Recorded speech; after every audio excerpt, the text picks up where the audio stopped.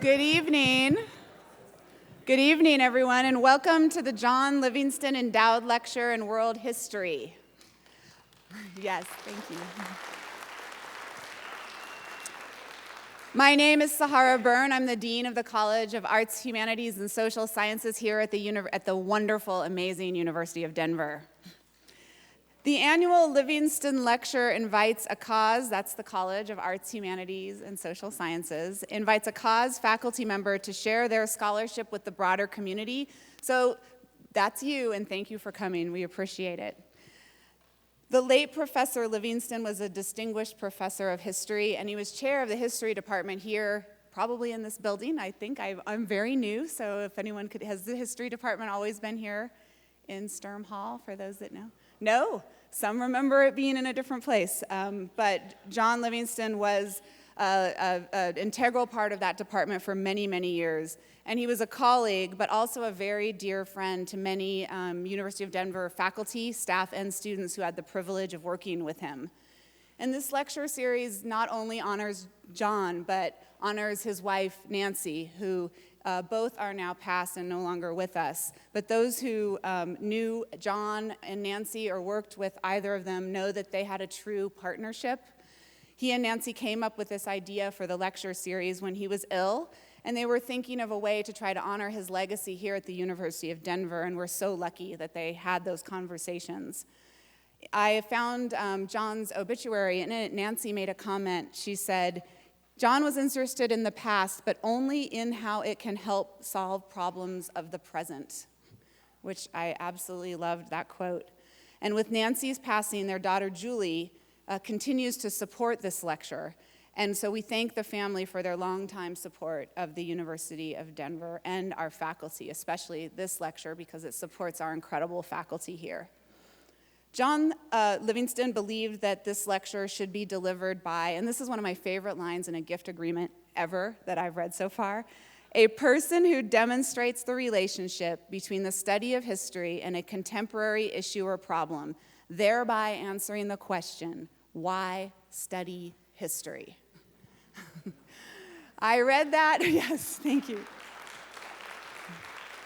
It does deserve an applause because when you're a dean like me, you read the gift agreements very closely. It's incredibly important to us that we execute the wishes of those that are so generous to our university.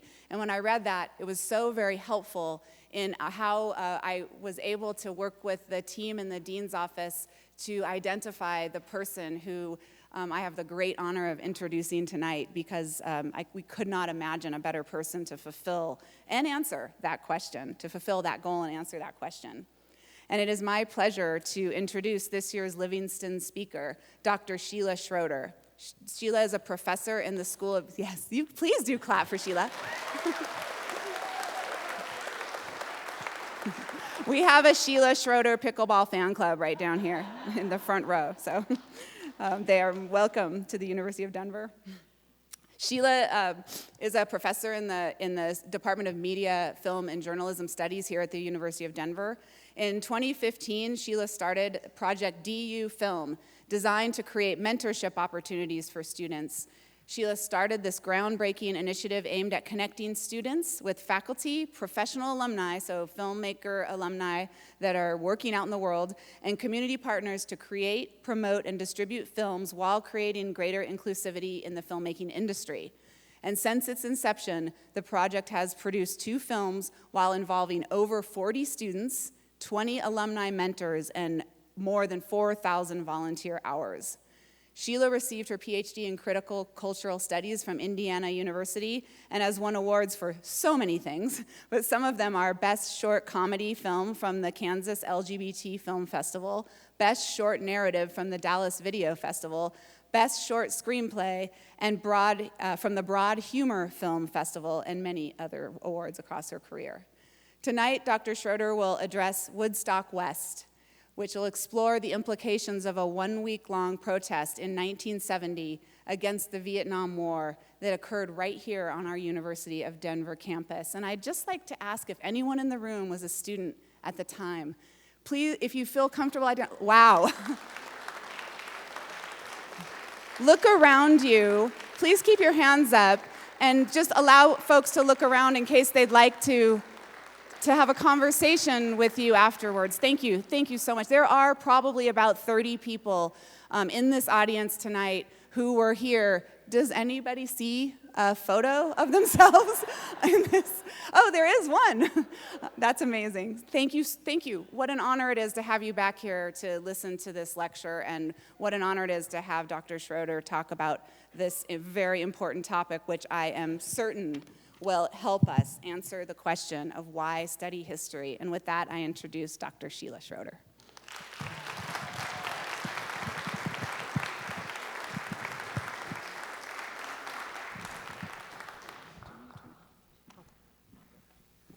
Woo!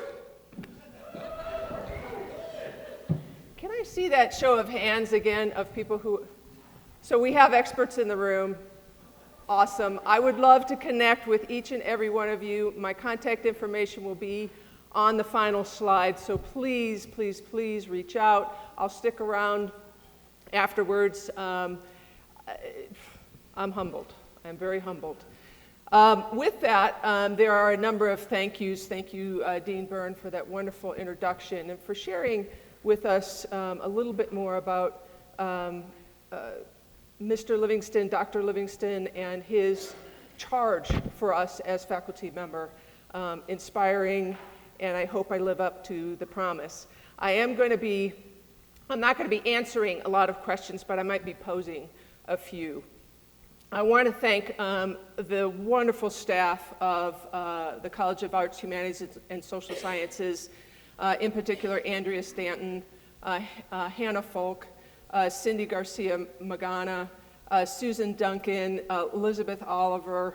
I want to thank all the staff who are out there peopling the tables. My chair, I want to thank Darrigan Silver for nominating me. We received some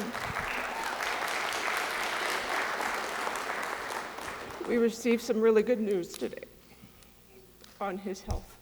I want to thank Kate Crow and the staff of the DU Archive, who has meticulously kept the records, some of the records for what I'm going to be talking about today. I want to thank all the people who have participated, sharing photos and videos and audio recordings, which was a thing back then, and their personal stories. There have been so many that I have collected and more that I want to collect. These oral histories are important. And finally, and not least of all, Burnsy, my partner, Kate Burns, my ride or die wife for life. Thank you for your support.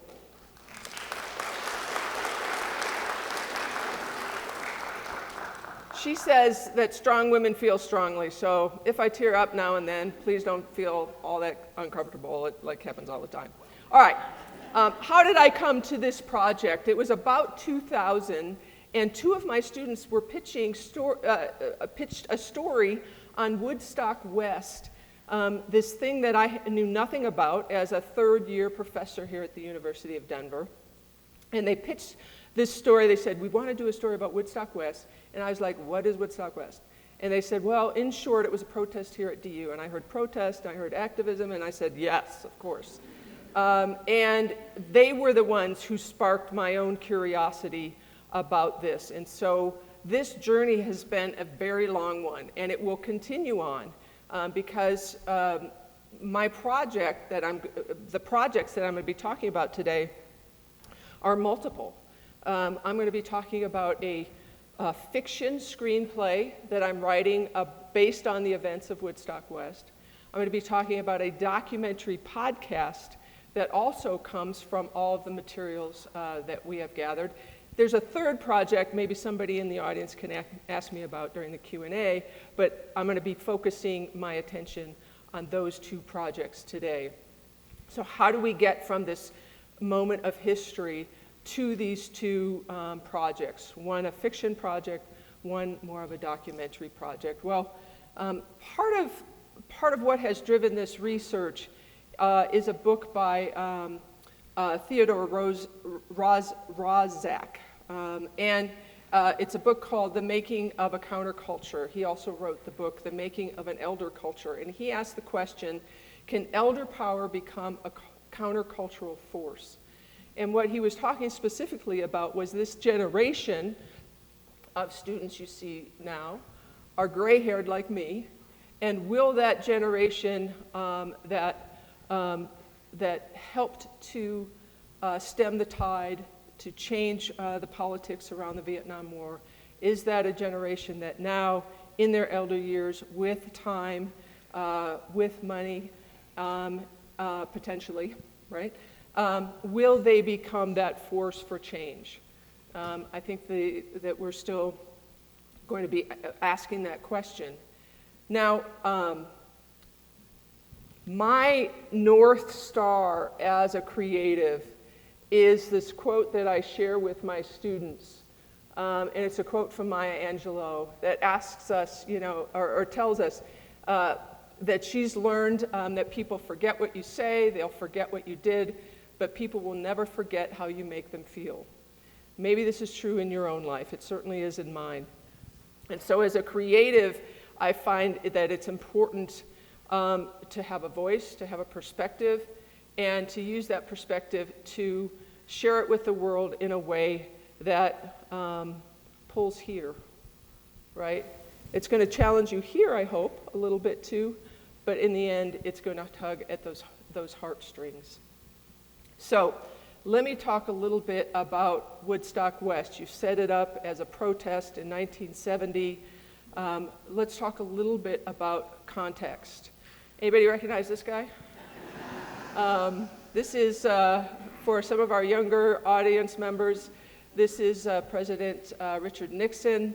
This is him from a press conference he gave from the White House on April 30th, 1970. Here he is talking about how he has given the command to bomb Cambodia and Laos, an extension of the Vietnam War as opposed to a retraction, which is what he ran on as a president. So he said in 1968, I'm going to pull us out of Vietnam.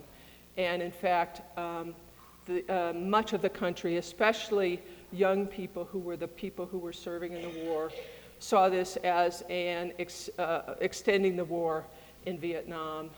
And this moment, this particular moment, set off even more anti-war protest. In fact, in 1970, over 800 campuses had some sort of protest happened, including that protest here at DU that we're going to spend most of the night talking about. By 1970, approximately 3 million people, half the size of Colorado, had died in this particular war. The war we call the Vietnam War. If you live in other parts of the world, it was the resistance war against America to save the nation. So a different perspective on that. So that is a really important piece of the context here. I want to talk a little bit about context on our particular campus. So we are coming out of an era where we see multiple assassinations.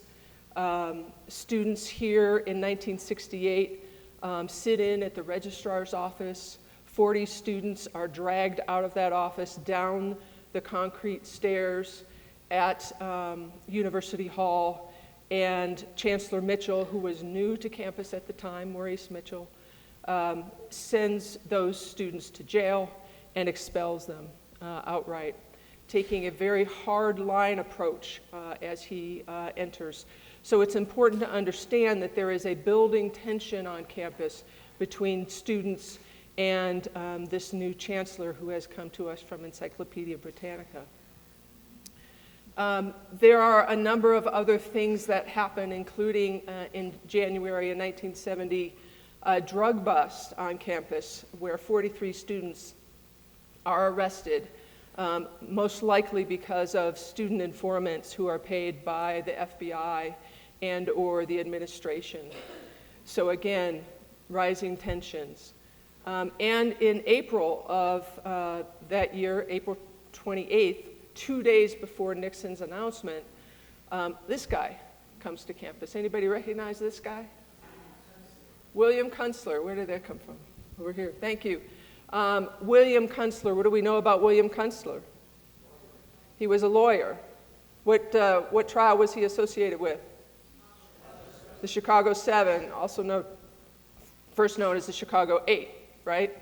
And so on campus, we have speakers like Kunstler, and I want to share with you just a little bit of what he shared with students here at the old barn that used to reside on campus, the place that we had all of our big assemblies. The barn is filled, according to newspaper articles from the time, and he shares this with students.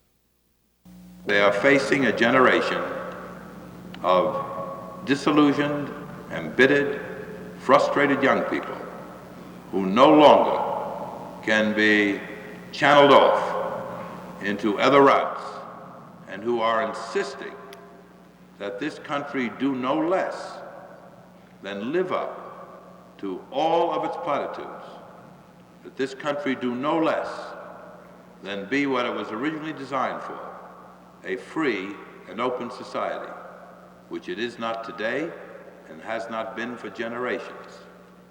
I don't think we're in the revolutionary stage. I think we're in what, for want of a better word, I would call the resistance stage. I think we're in the stage that the colonists were in when they dumped tea into Boston Harbor, or when they captured the sloop Gaspé off Providence and destroyed it, or when they tarred and feathered the customs collectors in Boston.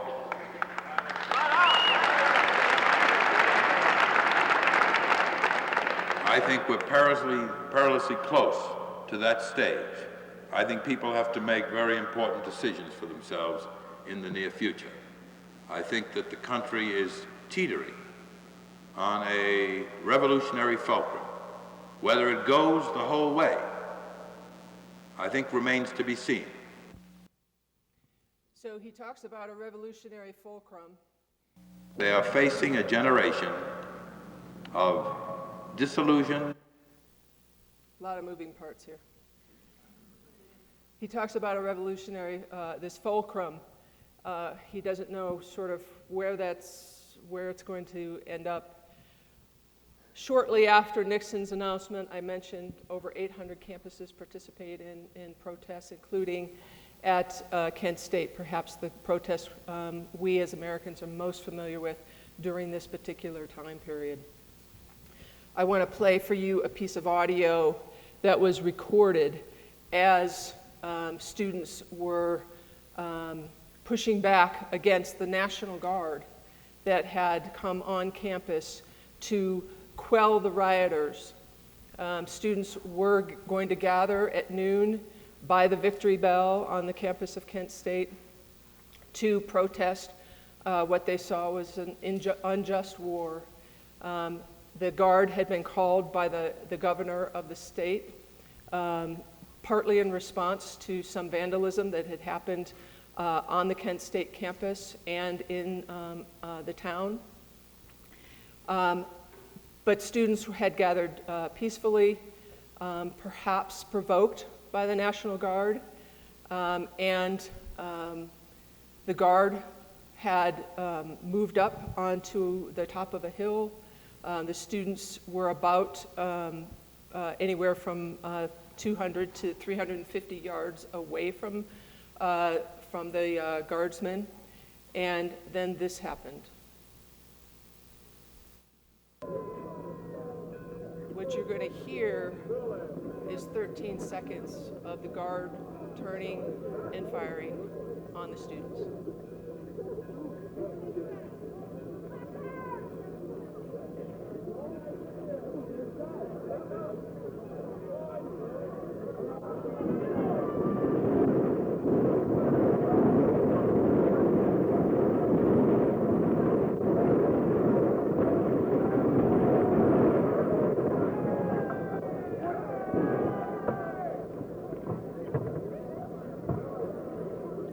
So in that 13 seconds, 4 students lost their lives, 9 students were injured, 1 permanently paralyzed. And perhaps that fulcrum that was being spoken about by Kunstler had finally moved. So what do I do? How do I approach my creative work, whether it be something documentary, relying specifically on the materials of that time, or how do I approach a fiction work? And it's really kind of the same. So I look for themes or ideas or points of view that I think are important. If I'm not invested in my work, like, why do it, right? I would encourage all of you, invest in your work. It will make it that much more rewarding. But the themes for both of these projects are very similar. And for me, I understand power. People in power generally don't want to give it up. And therefore, resistance is necessary if we want to see justice, whether that be racial justice, gender justice, no matter the justice that I feel is important to me. And certainly, media matter in this whole process. And you will see that kind of ring true as we get further into the project. And then just to remind you, just to anchor you again, the whole idea of this project is to move people. And I would say, as an activist filmmaker, move people in a direction that I think they need to go, by the way. So let's talk about some of the events. When we talk about this in terms of screenwriting, we often talk about events as beats or story beats, like important moments that need to happen to drive the plot forward. So we already talked about a little bit about Kent State. Then there is a call, a national call for a strike. Students, again, throughout the country calling for this national strike based on several demands, right? In part, that the release of political prisoners, removal of ROTC from campuses, etc. These were the same demands that students here at the University of Denver got behind and helped to drive forward this event. So the national strike. DU then, May 4th, Kent State, happens on a Monday. This national strike is called on a Wednesday. Students ask, or I would say ask, I don't know, maybe some of you would say demand, an all-school convocation. That takes place on a Friday, again, in the old barn. We'll see some footage from that.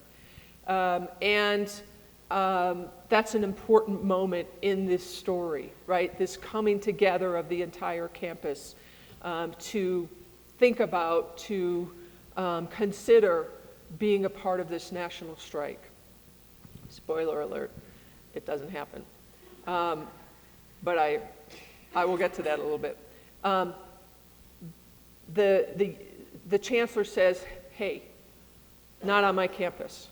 Now again, consider what happened in 1968. Consider that he was lauded in the congressional record. He was given awards for the way he had handled that 68 protest. So he has a vested interest in sort of being the strong arm. But some students decide that they are going to strike anyway, and Strike Central forms. Strike Central was made up of all different sorts of groups of students. Some of them were part of the elected student government. Some of them were part of the Students for a Democratic Society, SDS. Some of them were independent students who felt the need to participate in this protest. So this group of students comes together. They occupy some of the downstairs floors of what was then the student union, and they start to organize. That Friday after the convocation is when we start to see, and this is perhaps the memory that most people have, we start to see the tents and the shanties made of accumulated wood from who knows where, and plastic shelters going up across the street where the Anderson Academic Commons now stands. That Friday was really the beginning of Woodstock West. So what other story beats? Certainly the founding of Woodstock West, students use signage and start to claim that territory as Woodstock West. Now, I have a feeling that most of us have a reference for Woodstock the concert. I see heads nodding. Great. Okay, so this was Woodstock West, right? So the students had an affinity, and in doing the research, I find that the film Woodstock that documented the music festival comes out right before Woodstock West forms. So there's a cultural influence there of that film on those students. Another important beat that I think that I'm definitely bringing out in the film is the tension on campus between the black students and the white students. So the BSA, the Black Student Association, sends a letter to the campus, and in that letter they say, hey, we have a lot of sympathy for what's going on here, especially since most of the infantry forces in Vietnam are people of color. However, where were you when this happened, and this happened, and this happened, and this happened to the black community? So there was, again, a rising tension on campus during that time. On Saturday, so Friday, we start to camp out, Strike Central forms. On Saturday, there is the largest mass demonstration in Denver has ever seen against the Vietnam War. So not only were protests happening on college campuses, but in municipalities as well.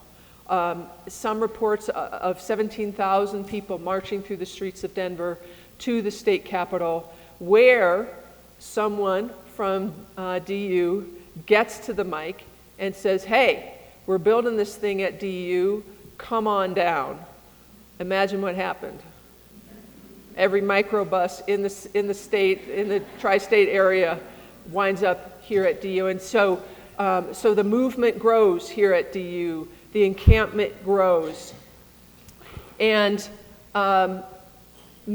Chancellor Mitchell, who I have a great recording of him, talks about how he thought that this thing would kind of blow over, right? That it would extinguish itself. He uses that language. It would extinguish itself. And yet, as we get to Saturday, in fact, it ignites. And more people come to Woodstock West to talk, to perform, to play music, to roast hot dogs, to really try to absorb what is happening and to figure out what can we do to resist, okay? So the chancellor, seeing that his campus is being overtaken by students and, how many times have we heard this, outside infiltrators, calls in the Denver police. They were going to come on Sunday, but because they had been at the rally on Saturday, the chief of police said, yeah, we're not coming on Sunday, we're going to rest. So that's how they were treating this event. But once they got here and saw the crowds, they tried to remove the structures and the people, and showed up in gas masks and with batons and loaded guns. Once they saw the crowds, they decided this is too big for us to handle. And even though some of the shelters had been taken down, students start pulling the lumber back in the tents and the sleeping bags. They start pulling it off the dump trucks. And not only do they rebuild Woodstock West, but they build it even bigger. So Woodstock West grows. There are a number of rumors circulating at the time. One of those rumors was that LSD was implanted into the water system. Turned out to be false. Another rumor was that Crosby, Stills, Nash & Young, who were going to be playing nearby, were going to come to Woodstock West. That was only a rumor. They were in town for a concert, but they did not make it over to Woodstock West. Governor Love, wasn't that a great name for like Woodstock West, like this all going on? Governor Love comes to campus, unlike the chancellor who did not appear at Woodstock West. Governor Love comes to campus and says to the students, listen, we don't want anybody to get hurt, but we do want you to disperse. And the students were like, yeah, too bad. There's more to be done here. There's important discussions to have here. There is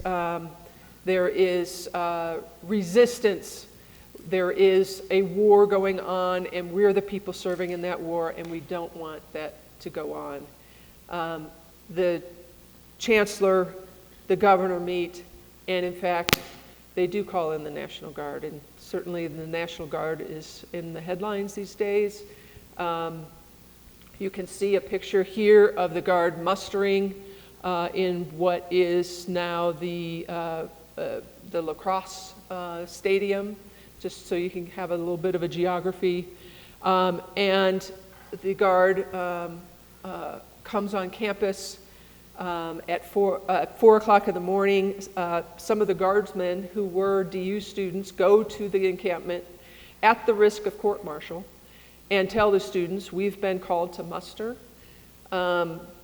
It's up to you what you're going to do, because we are coming bayonets fixed, ammunition loaded.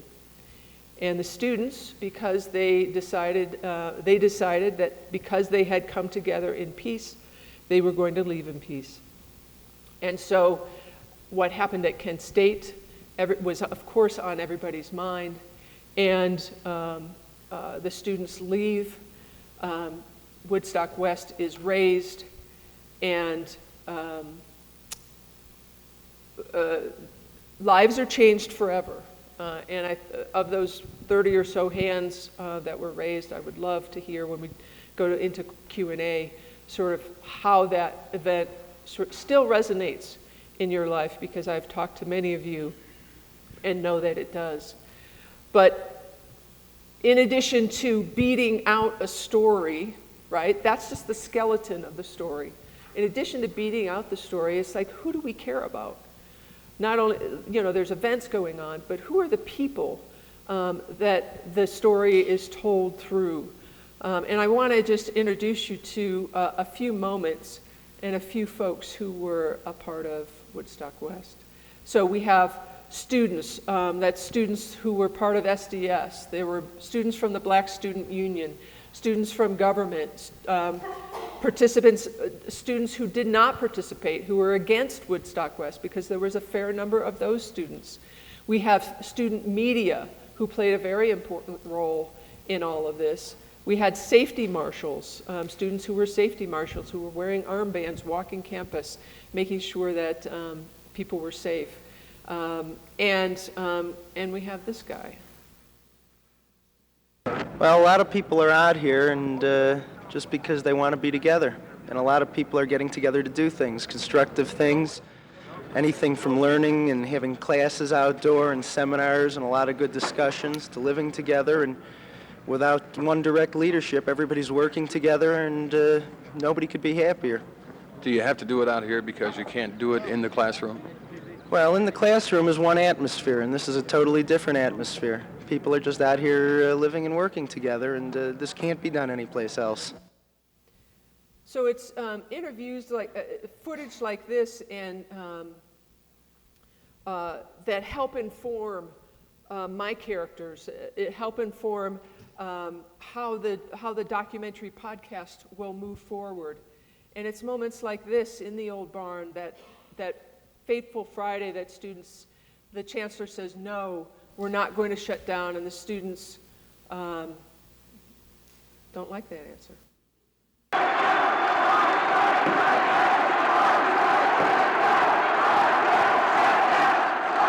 students are shouting, on strike, shut down. This is Harry Poindexter, who was the president of the student body president. Why hundreds of college presidents around the country have closed down the universities? Why have they done it? These are great. All right, relax for a minute, kids.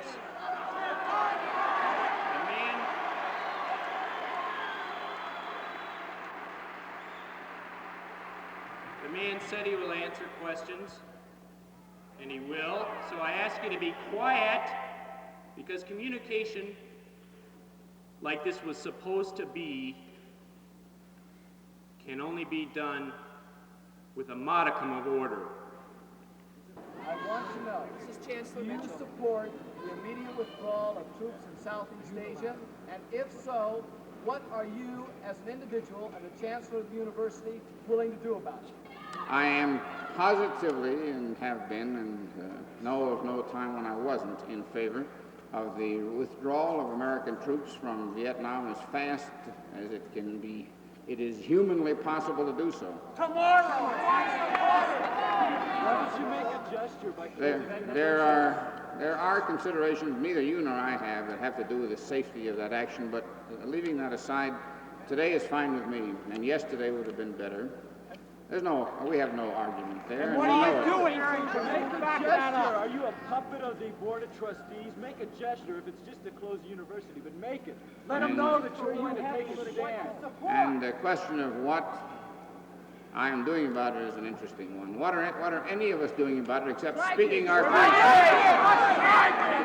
You have not satisfied me or anybody else that striking is the solution to that problem.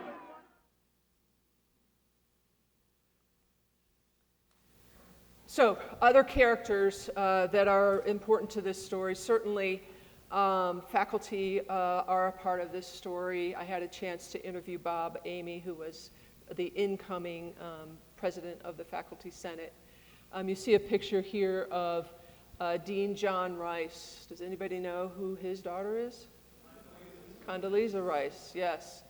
Dean Rice was very much a part of Woodstock West, and in fact taught a class at the university called the Black Experience in America, where he would bring black activists to campus.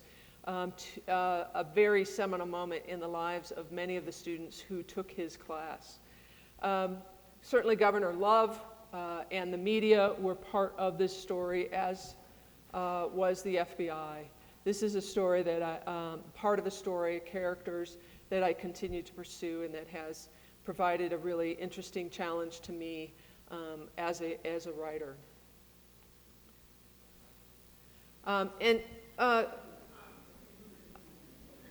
Oh, what is that? What is that? Say again? Barry Fay. Okay. I thought maybe people recognize Wayne Luttrell, Director of Security. Wayne was a very colorful character, and I was about 10 years into this project when I discovered that Wayne lived 3 blocks from the front door of my building here on campus. And I had some very delightful, interesting, fascinating conversations with Wayne. And I want to share this clip with you. He's talking about the Denver police and how they envisioned Woodstock West, the encampment. Now, we're going to call this Kittyland East and West because we think it's about that level. These kids are out there having a lot of fun. the police didn't really think that this was anything but a joke, except when it got to the point that it was out of hand and police couldn't handle it. Then they were serious. That was a serious thing. So he helped me to understand that context of the police coming in, that the crowds overwhelmed the police. The police essentially turned tail and ran, and Woodstock West continued to grow. And that's when, again, the National Guard was brought in to quell the riot. And we know that, as I said before, the students left peacefully. So how do we get from all this material to a screenplay? Well, we're going to do a little something here that is a bit non-traditional. In the world of screenplay writing, once a screenplay is done, and at various stages, we often have something called a table read. A table read is a fancy way of saying people sit around a table and read the script. Well, we're going to do something just slightly different than a table read. We're going to go through the first scene from my screenplay entitled Woodstock West, the subtitle, Build Not Burn. Where does that subtitle come from? Well, it comes from a Clarion article that I read where students had gathered on the lawn, the Carnegie lawn, and students were shouting, burn, burn, burn, burn. And according to the Clarion, one student raised their hand, stood up and said, let's build, not burn. And so that is how this encampment came about. Let me introduce our actors for the evening. We have Christian Maldonado, Fashina, Chris, there we go. He plays Miles. Miles is the first child in his family to go to college, so he's first gen, from Mississippi. He was recruited by the connection between his pastor and Reverend John Rice. Now keep in mind these characters are fictional, but I'm giving you just a little bit of backstory so you understand sort of what's going on. We're going to be going through the first scene from my screenplay. Let me introduce Naomi Kalin. She plays Bonnie Mitchell. She is the daughter of the chancellor. We don't know that necessarily as the audience in this scene, but I thought it would be important to share with you. She is also, imagine the conflict, the leader of the local SDS chapter. So she's, right? As a screenwriter, you're looking for areas of tension, areas of conflict. So that's a good one. Let me introduce Brooke Bingham. She plays Vanessa. She is president of her sorority, and she's an organizer supporting the Black Panther School Breakfast Program. If you didn't know, it was the Black Panthers who started that program, and then the United States later adopted that program. Last but not least, my good friend Jeremy Den, who is playing our narrator tonight. Jeremy was a student of mine, as he has reminded me back in his first day of class was 9/11 at DU. So in a screenplay, we often talk about how do we draw our audience into the subject matter, how do we create conflict, how do we introduce characters to our audience. And again, this is the first scene in the screenplay about Woodstock West. It's a fiction screenplay based on a true story. So in this scene, we're going to be moving back and forth between some footage that was taken of the draft. Now the draft was reinstated, let me bring it up. The draft was reinstated in 1969. So one of the things I can do as a fiction filmmaker is play with time a little bit. So I think everybody's ready. Is this the right? Yeah. All right, let me get this. Everybody's mics on? Yeah. I think so. Okay, here we go. Jeremy, take it away. The setting, evening, inside the Alpha Phi Alpha black male fraternity. Point of view from behind a television set, tin foil wrapped around the rabbit ears.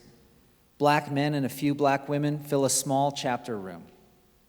A chalkboard sits to the side with members and their birthdays listed. A brother stands ready with chalk. Bonnie, the only white person in the room, sits in a straight-back chair, removed slightly from the group. Vanessa approaches Bonnie with a tray of desserts. It's good to see you again, Brenda. Oh, it's Bonnie. Cupcake? Oh, no thanks, I'm good. I made them myself. She moves the tray closer to Bonnie. Miles pulled a double at the cafeteria, but he said he'd be here. Wants to support his brothers.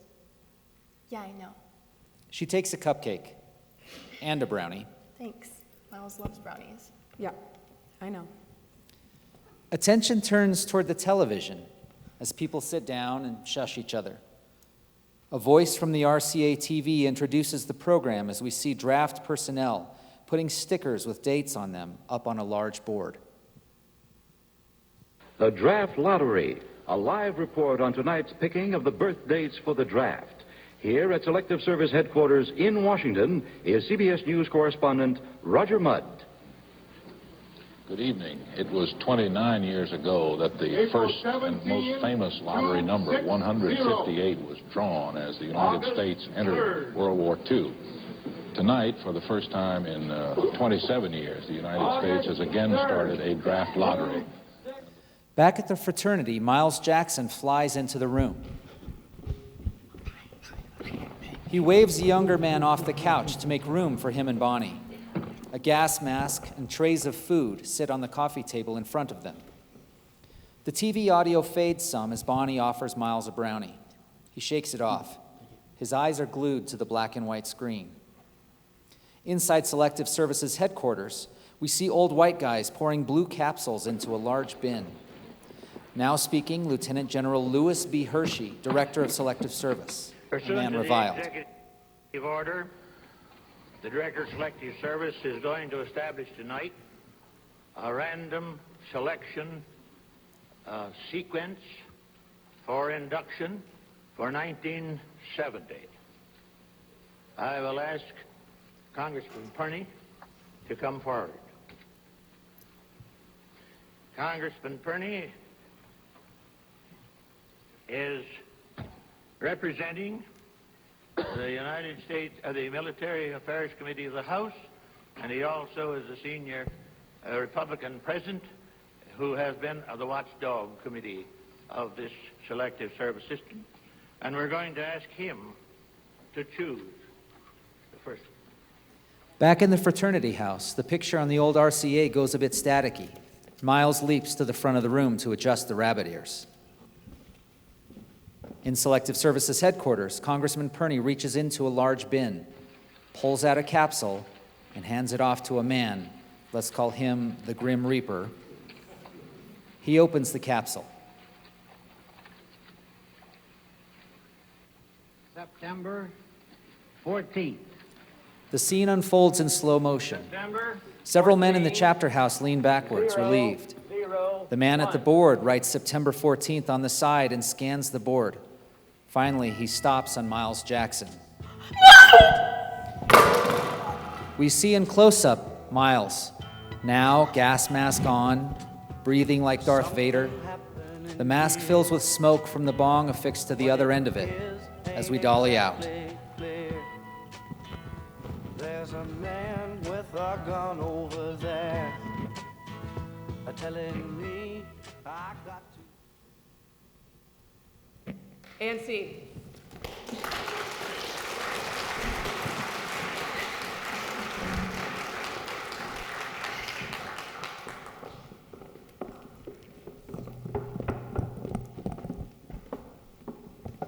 Isn't YouTube an amazing thing? That's where that footage comes from. So I want to end the night who recognizes this name? Chip Burleigh. Chip was the editor of the Clarion during Woodstock West and just before, and is an organizer and perhaps the United States' foremost expert on white nationalism. You may recognize him from MSNBC or any of the other networks where he has appeared. I interviewed Chip back in 2011, and this conversation, as you can imagine, could be had today. This clip is a little wonky, so let's see if it works. But trust is central to this whole thing, right? And the right doesn't trust the left, and the left doesn't trust the right, and nobody trusts the media in terms of accurate information. And the information is, you can feel my own sort of frustration, right? Yes. So I'm asking as much for myself as the film. Sure. Look, it's really crappy that I'm a progressive at a time when the country's falling apart and nobody wants to talk to each other, so that's annoying. I get that. But, if you believe democracy works, you got to believe in the long run that you got to keep trying. And if you give up, then you have what Habermas calls the crisis of legitimacy. And then nations do fall apart, governments do collapse, and people turn on each other. So there's only two choices, and it's what Martin Luther King said, it's chaos or community. So, I really hope we don't have chaos, and I'm willing to try and build community. And anyone who's a good organizer or a good citizen really wants in the long run to move towards community and away from chaos.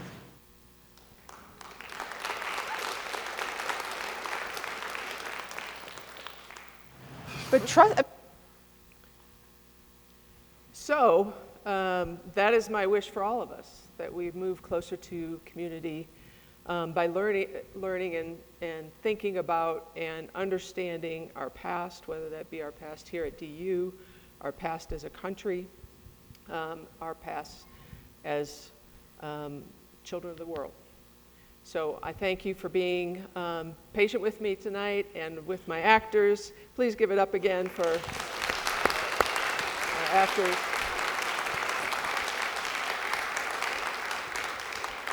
As I mentioned, my contact information is there. I'd love to hear from those of you who were there, and if you weren't there, if you have anything to contribute or you want to know more or hear more, I have hours and hours of tape and video, and the struggle for this presentation was what to include and what not to include, and I could talk about this all day and show you clips and listen to audio and that sort of thing, but we do have time for a couple of questions. Test. Including if you want to ask how to build your own rabbit ears out of everyday materials sitting in your basement. So. But I'm happy to entertain questions. And we do have microphones, so Elizabeth will carefully navigate those steps. Hey, Sheila. Good to see you. Good to see you, too. This is very cathartic, and also I got PTSD.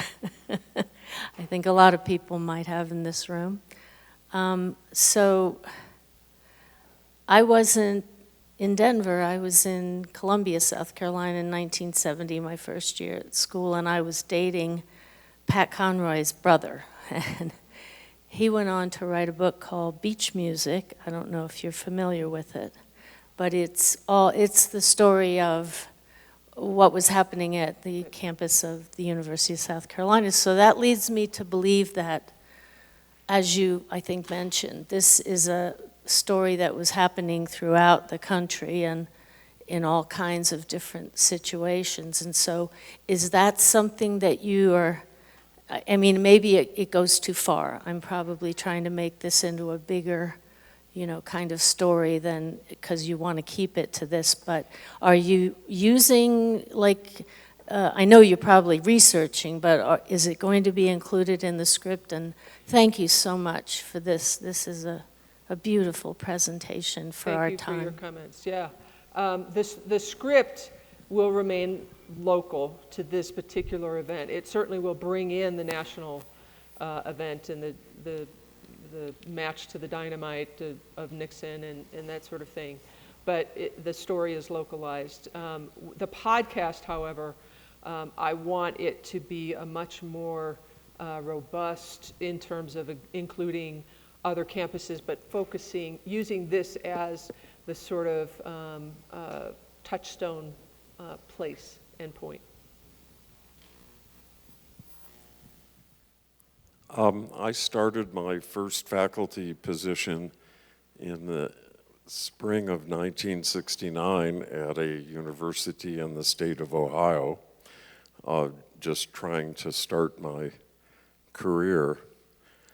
And Kent State occurred, and this was at Ohio State University.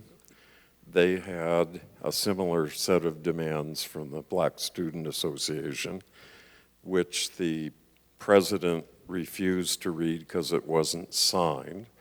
And we had National Guard on campus quickly and shortly thereafter, and were shut down for several weeks. I had a government federal grant that the university had to honor, so I had to go through a century from when I would come on to campus and was told, stay in your building and don't cross the street, you might be shot on sight. And so it was interesting for me after I retired from there to get a job here, and to me it was fortunately a bit more peaceful, and perhaps handled a bit more sensibly. I don't know. I'm interested in your comments. I can't comment on Ohio State because that's not something that I've researched before, but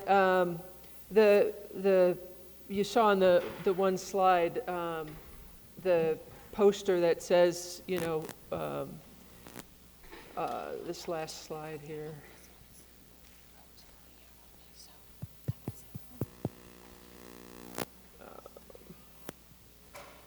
You know, land of the free. There was very much that spirit of students who were aboard the violence, right? That were learning about civil disobedience in classes like Dean Rice's class, right? And so they understood what those principles were of nonviolence, and very much sort of carried those through. There was a pipe bomb thrown through the window at John Green Hall, which no longer stands on campus, that burned up a little bit of professor's office. I haven't been able to find anything about like whether they pursued and found who that was. There were some rumors, and maybe some of you here know some of that information. Wayne Luttrell, again, was an excellent source, but I think he took a lot of secrets to his grave, especially about FBI informants on campus. He was sort of the point person for that, and that is a part of the screenplay that I hope to bring out.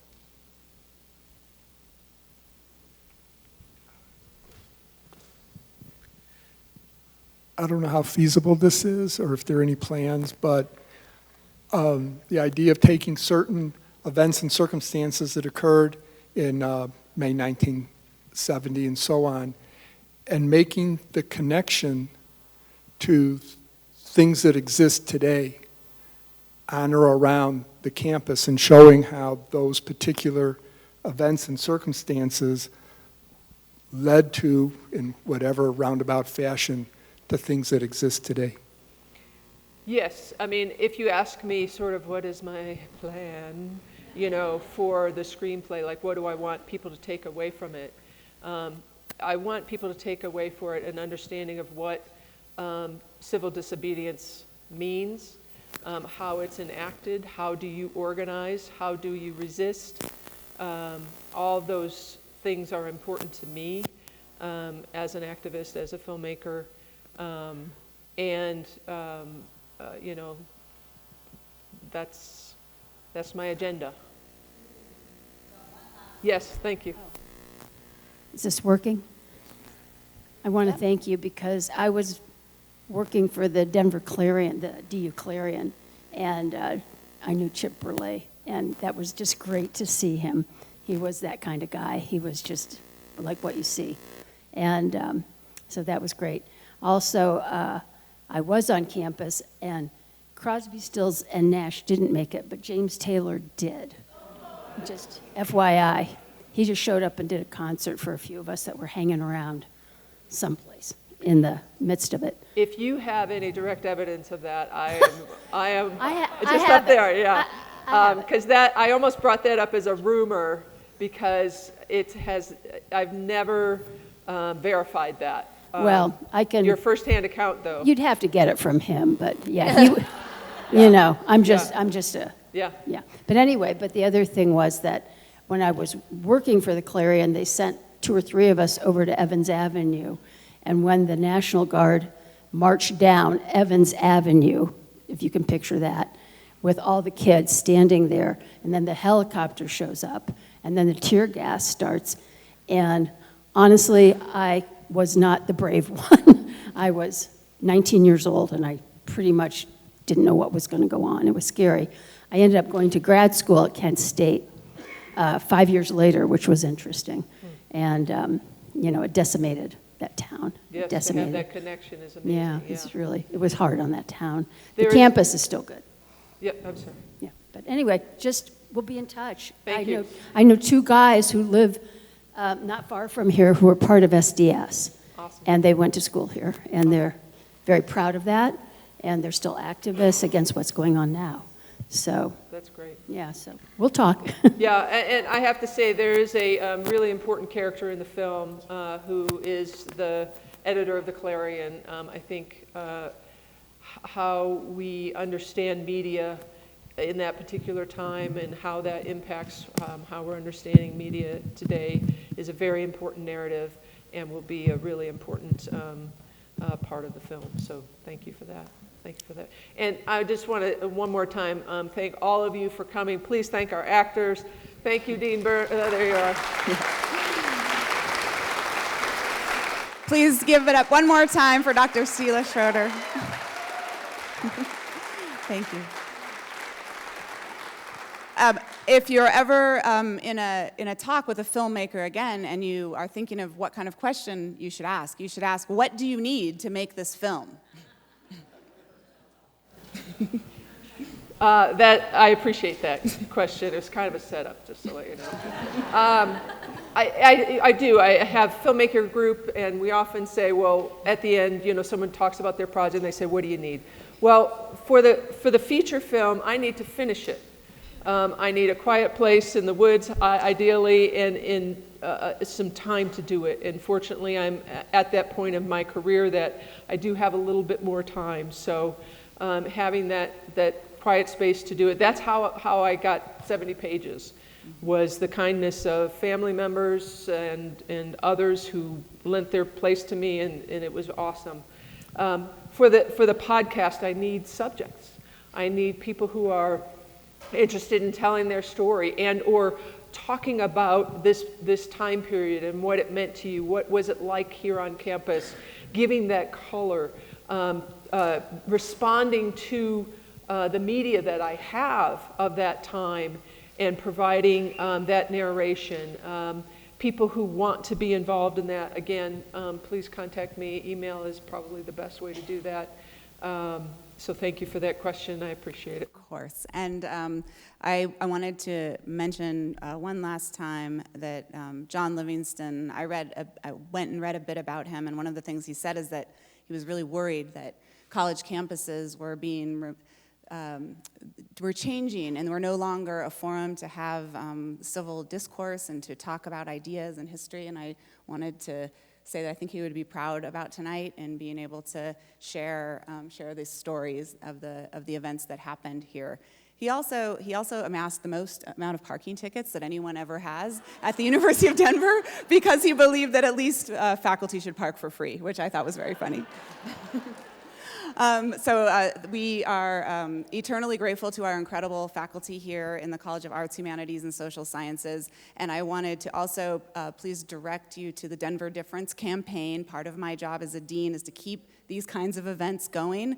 We have incredibly generous families here. We will read your gift agreement very carefully, as I do, and we will honor your wishes. And this is what makes our community go around. And so please consider contributing to the Denver Difference campaign.